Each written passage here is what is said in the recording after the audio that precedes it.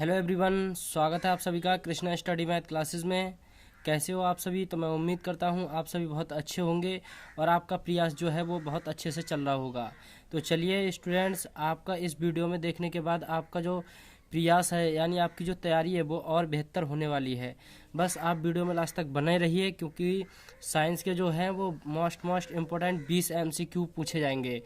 तो उनमें से मैं आपके लिए 20 में MCQ क्वेश्चन करा रहा हूँ और इसे उम्मीद करता हूँ वेरी इंपॉर्टेंट MCQ बताने वाला हूँ जो आपकी परीक्षा के लिए 2-3 नंबर पक्के करके जाएंगे। ठीक है ना? तो चलिए स्टार्ट करते हैं। तो सबसे पहला क्वेश्चन क्या है? ये कह रहा है उत्तल दर्पण से बनने वाले प्रतिबिंब की प्रकृति है। हमेशा याद रखिएगा स्टूडेंट्स, उत्तल दर्पण से बनने वाले प्रतिबिंब की जो प्रकृति होती है वो कैसी होती है? वास्तविक व सीधा, आभासी व उल्टा, या आभासी व सीधा, या वास्तविक व उल्टा।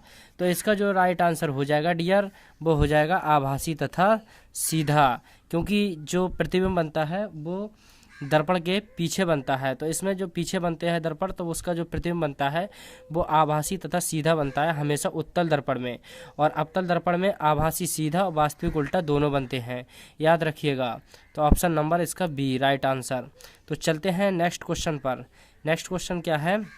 वक्रता त्रिज्या का मात्रक होता है।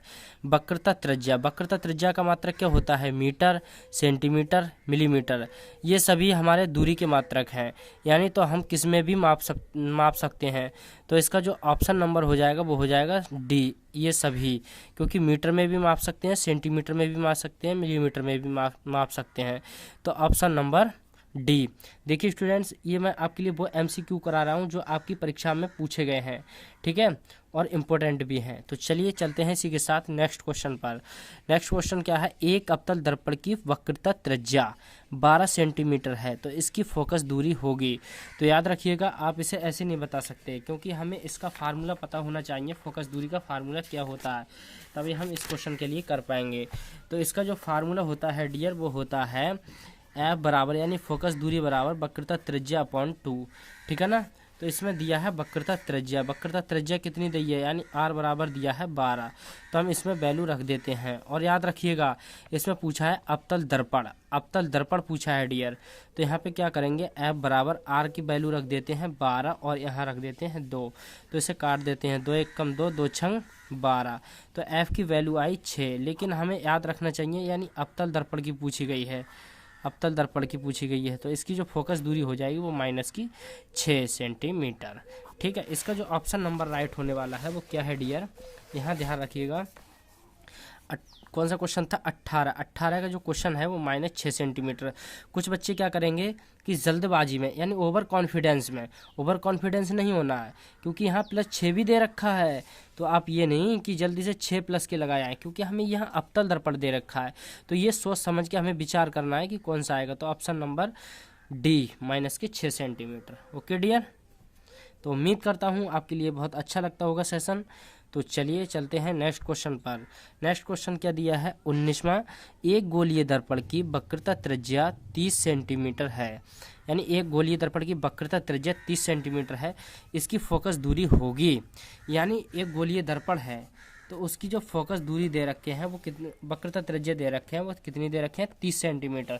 तो हमें कुछ भी नहीं करना है इसमें, ना हमें अवतल दिया है ना उत्तल दिया है, सीधे गोलीय दर्पण पूछा है। तो आप फार्मूला लगा देंगे, F बराबर R/2, और R की वैल्यू कितनी दी है? 30 सेंटीमीटर। तो हमें क्या करना है? F बराबर 30/2, काट दो, 2 1 कम 2, 2 1 कम 2, 2 1 कम 2, 2 पंजे 10, यानी जो F की वैल्यू आई डियर वो कितनी आई? 15 सेंटीमीटर।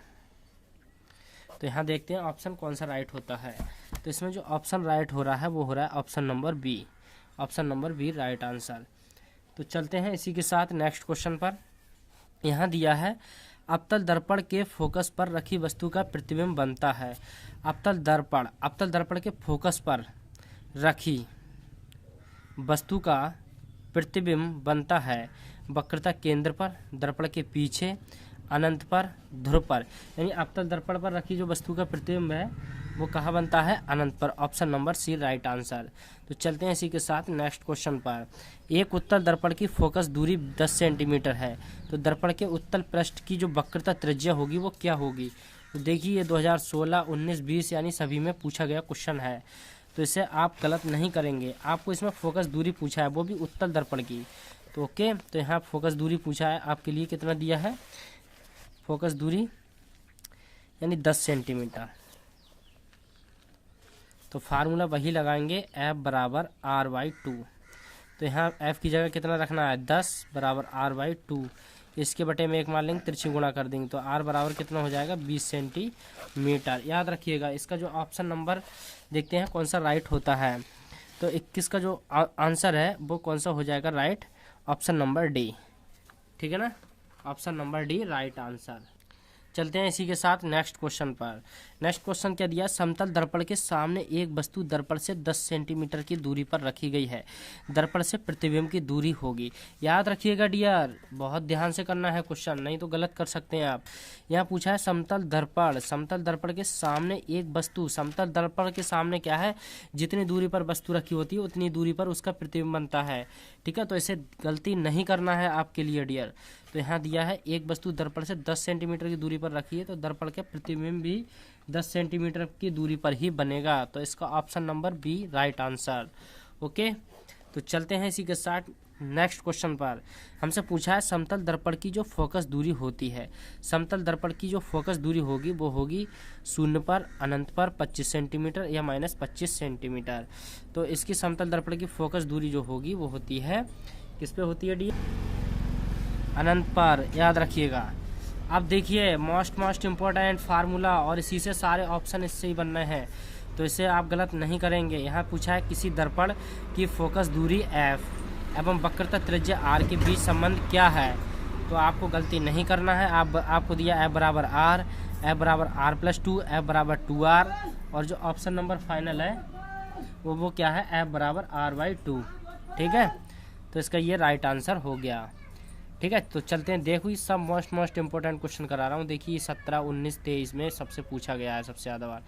तो ये पूछा है किसी अवतल दर्पण द्वारा आभासी सीधा तथा आवर्धित प्रतिबिंब बनता है, वस्तु की स्थिति होगी कैसी होगी वस्तु की स्थिति, ध्रुव व फोकस के बीच, फोकस तथा वक्रता केंद्र के बीच, वक्रता केंद्र व वक्रता केंद्र से पीछे। आप हमारी पिछली वीडियो देख सकते हैं, मैंने आपके लिए बताया विस्तार से।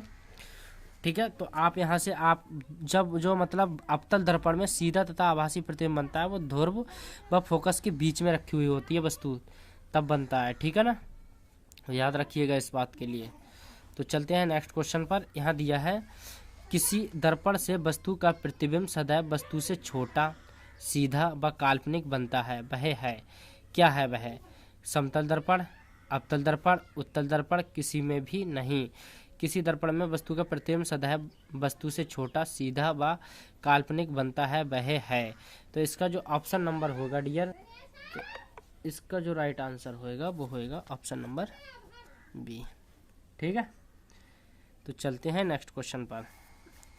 यहाँ दिया है 27वां क्वेश्चन। चलते हैं नेक्स्ट क्वेश्चन पर। यहाँ पर क्वेश्चन क्या दिया है, कौन सा क्वेश्चन हो गया, ये वाला हो गया, ये वाला पूछा गया। 20 सेंटीमीटर फोकस दूरी वाले उत्तल दर्पण के सामने 20 सेंटीमीटर की दूरी पर स्थित वस्तु का प्रतिबिंब बनता है। तो यानी यहाँ तो हमें ये फार्मूला तो बहुत लंबा हो गया, चलो मैं बता देता हूँ। उत्तल दर्पण का पूछा गया है ना डियर, तो यहाँ देखो दर्पण में वस्तु की प्रतिबिंब सदैव, ये वाला हो गया, बस 20 सेंटीमीटर फोकस दूरी। उत्तल दर्पण का पूछा गया है तो 20 सेंटीमीटर प्लस में लेंगे, ठीक है ना, फोकस दूरी। उत्तल दर्पण के सामने 20 सेंटीमीटर का दूरी पर रखी वस्तु का प्रतिबिंब बनता है, तो यानी कोई वस्तु है वो कितनी दूरी पर रखी है, माइनस के 20 सेंटीमीटर, ये दोनों में माइनस की लेंगे। अब स्थिति वस्तु का प्रतिबिंब बनता है, यानी हमसे बी पूछा गया है। तो दर्पण का सूत्र होता है डियर, वो होता है 1/f बराबर 1/u प्लस 1/b। तो हम सब की वैल्यू रख देते हैं। f की वैल्यू 1/20 बराबर 1/-20 प्लस 1/b। तो इसका जो आंसर हो जाएगा वो 1/20, माइनस के 1/20 को इधर लाएंगे, किसका हो जाएगा, प्लस का 1/20 बराबर 1/b। हर समान है दोनों के, तो हर समान 1/20 लिख लेते हैं कोई से भी, और 1+1 ऊपर का ऐसे ही जोड़ देते हैं नंबर। तो यहाँ आ गया 1/20। अब यहाँ 1 कितना होता है, 2, और यहाँ 20, और ये आ गया 1/20। बी। इसका उल्टा कर देते हैं, इसका व्युत्क्रम कर देते हैं तो 20/2 और b/1, तभी b की वैल्यू निकाल पाएंगे ना। तो इसे काट दो, 2 1 कम 2, 2 ढाई 20। तो b की जो वैल्यू आई निकल के डियर वो कितनी आई, 10 सेंटीमीटर। देखते हैं ऑप्शन नंबर कौन सा राइट होता है। तो चलिए आप वीडियो में लास्ट तक बने रहिएगा, बहुत इंपॉर्टेंट क्वेश्चन है। तो यहाँ देखिए इसका ऑप्शन नंबर हो जाएगा, इसका ऑप्शन नंबर जो होएगा डियर देखिएगा प्लस में आया है इसका नंबर, तो याद रखिएगा इसका ऑप्शन नंबर ए हो जाएगा। 10 सेंटीमीटर दूरी पर दर्पण के पीछे। अगर फोकस दूरी वो जो प्रतिबिंब की दूरी है वो यदि माइनस में आती तो हमेशा याद रखिए दर्पण के सामने बनती हैं। जितनी भी प्रतिबिंब यानी प्रतिबिंब जो बी है वो माइनस में यदि आती है तो दर्पण के सामने प्रतिबिंब बनता है, यदि प्लस में आती है तो दर्पण के पीछे। तो क्या हो जाएगा, 10 सेंटीमीटर दूर दर्पण के पीछे। इसका option number A right answer हो गया। तो चलिए नेक्स्ट क्वेश्चन क्या है। नेक्स्ट क्वेश्चन है, निम्न में दिए गए माध्यमों में प्रकाश की चाल न्यूनतम होती है, हीरा में, कांच में, जल में, केरोसिन में। तो इसका जो ऑप्शन नंबर ए है वो राइट हीरा में। हीरा में जो होती है माध्यम में प्रकाश की चाल न्यूनतम होती है। तो चलते हैं, मोस्ट इंपॉर्टेंट वाले क्वेश्चन करा रहा हूँ लिए, तो यहाँ ध्यान दीजिएगा। तो यहाँ दिया है, एक अवतल लेंस प्रयोग में आता है, एक अवतल लेंस प्रयोग में आता है आवर्धक लेंस के रूप में, कार के पीछे की वस्तुओं को देखने में, निकट दृष्टि दोष दूर को करने के लिए चश्मों में। तो देखिए अभी हम रंग बिरंगा जो अगला है नेत्र रंग बिरंगा संसार, वो अगले चैप्टर में हम बात करेंगे फुल डिटेल के साथ। तो यहाँ अभी देखिएगा एक अवतल लेंस प्रयोग में आता है।